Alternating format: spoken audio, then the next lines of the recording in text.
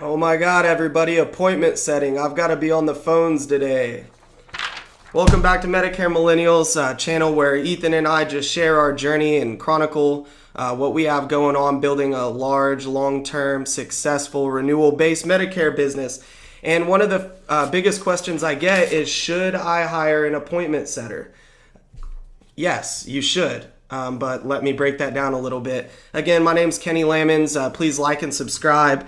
I think this will be really useful not only to new agents, because I have a different view for new agents versus veterans, but it will be really good for agents that are doing really well and have considered an appointment setter in their Medicare business but haven't done it. So first of all, in general, yes, I do believe that an appointment setter, whether you're in telesales or you're still going face-to-face or plan to go face-to-face soon, is going to be beneficial to you. And I will explain why and how that's been beneficial to me personally. But first, I want to preface by just saying I didn't use an appointment setter for 4.5 years. I've started out on non-responders, which is, I don't even know if that's the technical term. That's what they called them at the agency I started at. But a cold call list is just a data list. And we called going in, really ultimately trying to sell final expense, but we went in on generic Medicare changes. We wanted to discuss Medicare changes with them. I didn't know any better, and I spent a year just banging my head against a desk, making hundreds and hundreds of phone calls, cold calls for the next day. And then I graduated to some B leads, which were aged direct mail leads. That was a little bit better. I definitely improved my skills along the way there. And then finally, I learned that you could actually buy fresh leads, and really never looked back since then. But I still booked the appointments on my own.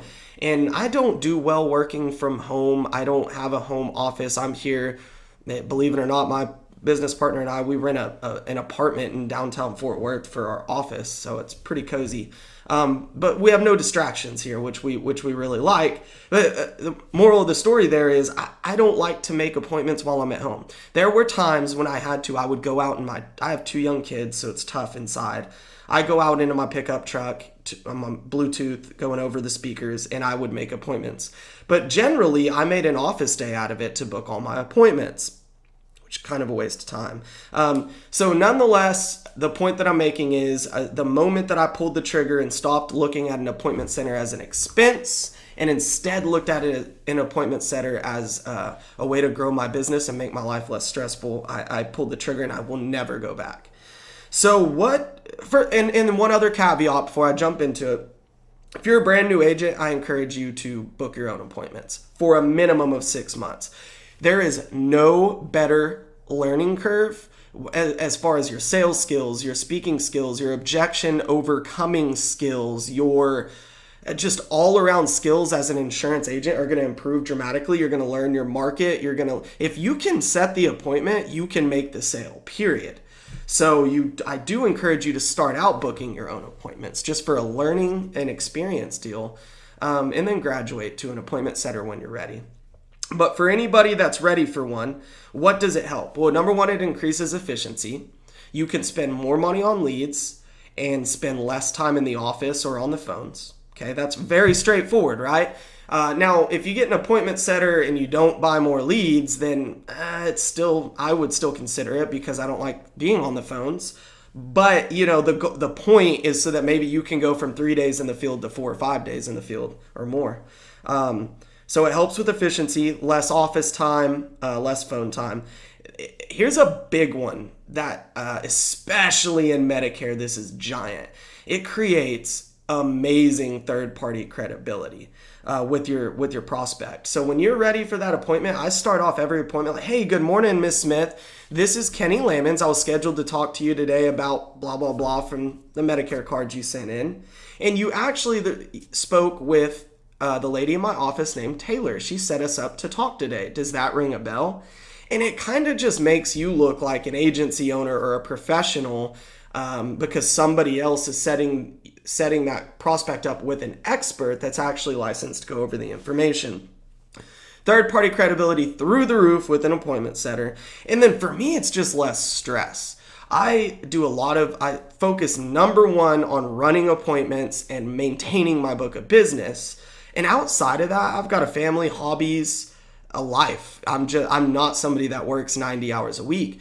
And I run this YouTube channel, a lot of different things I have going on. So I don't want to carve out any more time in my week for making phone calls than I have to. So for me personally, it's a personal preference. It's just I prefer not to book my own appointments when possible. Spent enough time on the phones for a lifetime, for multiple lifetimes. So those are kind of the things that you can expect it to help you with. If you want to know how much it costs, people do this a lot of different ways. There's hourly, if they're licensed agents and you're doing life insurance, you can do different comp splits. But for Medicare and for what I do, it's just solely based on how many appointments that they book and that I keep. So if they set an appointment and I keep that appointment, all that means is I got to go through a presentation. Doesn't mean they have to buy. It has nothing to do with the sale of an insurance product. Just means that they set up an appointment with a prospect that I was able to present to. If they hang up on me within 5 minutes, I don't get to present. That don't count. It's not a kept appointment. So I pay my appointment setter $15 per kept appointment, but I try to run 15 plus appointments when everything's going well and the lead flow's there. So, it's good for her. Once they're really good at it, they can get this done in a really short amount of time. And I give a bonus if I keep over 10 appointments per week. Also, my business partner, Ethan, and I share an appointment setter. So, she can make as much money as she wants when you do it that way. You can do hourly. Again, there's other ways to pay them. That's just what I do. You've got to see how valuable your appointment setter is. Where do you find an appointment setter? A lot of people use Craigslist and Facebook because there's actually a whole economy out there for life insurance appointment setters. For Medicare, I don't see that as much. But either way, I used Warm Market to find my appointment setter because, you know what? There's a lot of people that maybe they don't have the time, energy, or ability to become an insurance agent, but they really would like to do some type of incentive-based work, and they're really good at working with people. And so, for example, mine was a stay-at-home mom that was looking to go back to work part-time. What are they going to pay her $8 an hour at Dairy Queen? I'm not that there's anything wrong with that, but when you give them the opportunity to make $15 per appointment, it dwarfs a lot of part-time opportunities out there. So use your warm market. Find people that are in situations that can work 5, 10, 15 hours a week, and it's incentive-based. They'll love you for that. It's a great opportunity for them as well. Finally, I want to end by saying I do not view an appointment setter as an expense whatsoever. I don't care if she books so many appointments that it costs me $5,000 that week. Of course, that's not realistic, but it doesn't matter because if I keep an appointment and I'm presenting to people, I'm generating income. I'm building a book of business and I'm generating a commission. So if it helps you generate commission, then it's not an expense. It's actually boosting your revenue. So I hope that was helpful to you guys. Some people might disagree with my take on that. If you dislike it, feel free to drop that in the comments. If you like it and you have questions, comments, or email me or Ethan directly. We put our email information in the description of every video. Y'all keep selling out there, and please like and subscribe. Thank you.